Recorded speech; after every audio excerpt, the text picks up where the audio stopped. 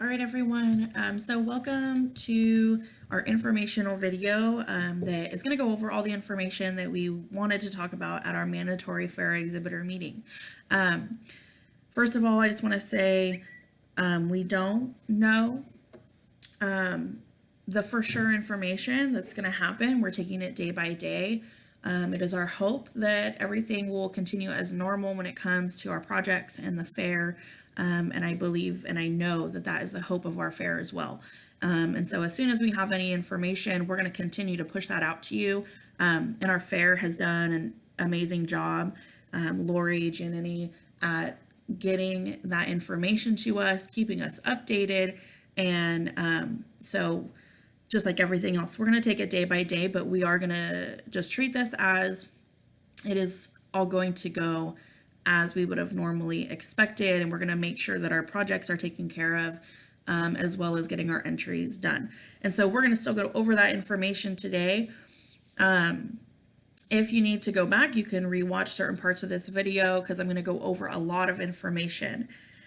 It's important that both the student or the exhibitor and a parent or guardian knows all of this information. And so after you watch this, both the exhibitor and the parent or guardian are going to fill out a very, very quick Google form to verify that you have heard all this information, so that we have a record of that, since we can't have the in-person meeting like we normally would have. Okay, so we're looking here, we're going to talk mostly about the fair. And so entry forms have been extended to be due on April 18th at 5 p.m. to the fairgrounds. For your entry, you must have a completed entry form. Your YQCA ethics certificate must be printed and attached. Please print and attach before you go to the fairgrounds. Please don't expect the fairgrounds to print that for you. You need a copy of your bill of sale and your entry fees in a cash or check form for them. For your entry form, you need your advisor signature, and you need separate entry forms for market and breeding and for different species. So for example, if you have two market hogs, they can go on the same entry form. But if you have like a market goat and a breeding goat, those go on two separate. If you have a market lamb and a market goat, those again go on separate. Okay, but as long as they're in the same species and they're in the same category, you can do them on the same entry form. We are going to have all of the PDF copies of everything that you need attached on our Google Classroom and probably, hopefully, on our Facebook post, so that you can access all of that information. But you can also anytime go to the Junior Livestock website, which is great. It has the entry guidebook here. It has information. Under more, if you go to the forms page, you can also get different copies of things there. For us, for our entry forms, I create my own sheet that I give to everyone, or that we normally use when we're in class filling out entry forms, and I just break down for you the department, division, and class for all of the things that we're normally entering in for. I do this so it's a little bit easier. We just have one paper that we look at, and so you can access this. Notice that these are all of the class numbers for FFA. So if your student or you have another exhibitor who's in 4-H, make sure that you look at the book and get the correct class number, because FFA and 4-H are not the same. And then for showmanship, everyone should be entering showmanship. And if it's your first year in FFA, just note that it is different. We have two divisions for FFA showmanship. It's either novice, which is only first year exhibitors for that animal or that species, and then expert, which is everyone else. So if it's your second year, if it's your fifth year, you're all going to be entering in the expert category for FFA. So even if it's your first year in FFA, if you've ever shown that animal, so say you did a pig in 4-H and now you're a freshman in FFA showing a pig, you cannot do novice. You have to do expert because it's not your first year for that species.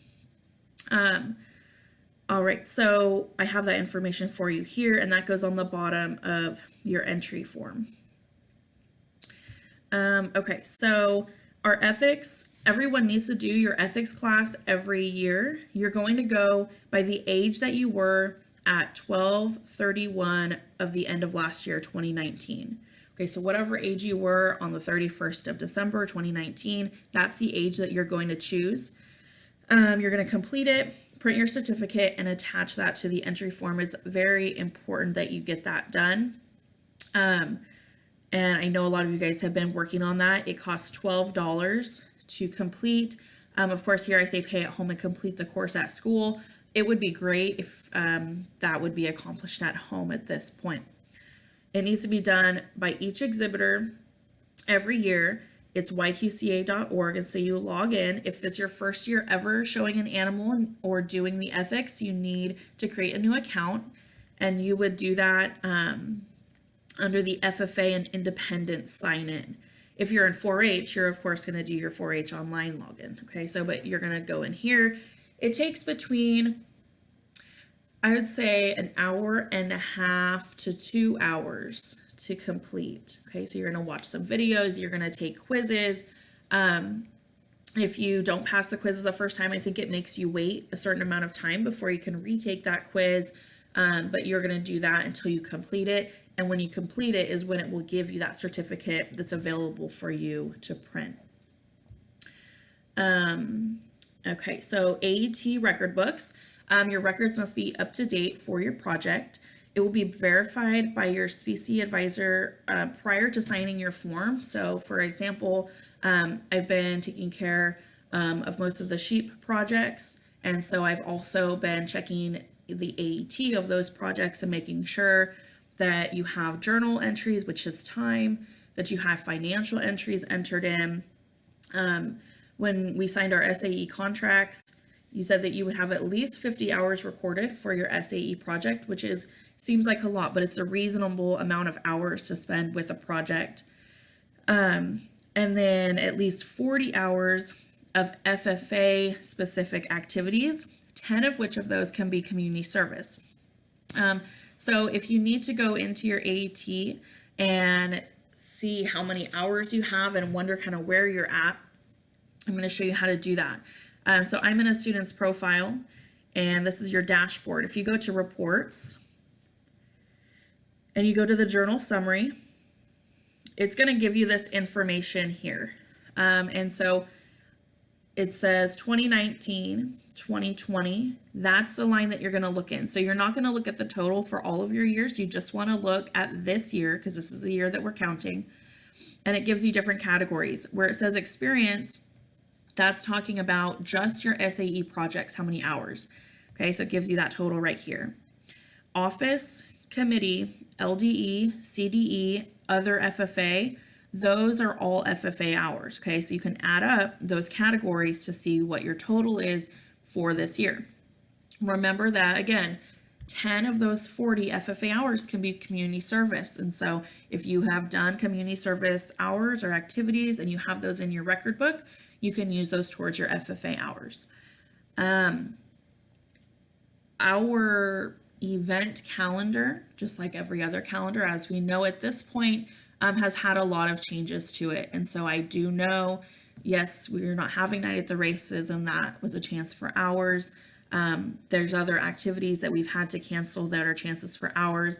Just please speak to your project advisor specifically about that. If you're a few hours away and you were counting on doing some sort of activity, we have, of course, our understanding of those circumstances. Okay, so please just talk to your advisor about it and ask questions, and we're open to having those conversations. We just want to make sure that what activities you are doing or have done are entered into your record book. And I'm going to try to do some more screencasts about how to do certain types of entries in the record book. This was my intention previously. My calendar has opened up a little bit, and so I'm going to be doing some of those videos to post so you can continue to work on your record books for the rest of this school year.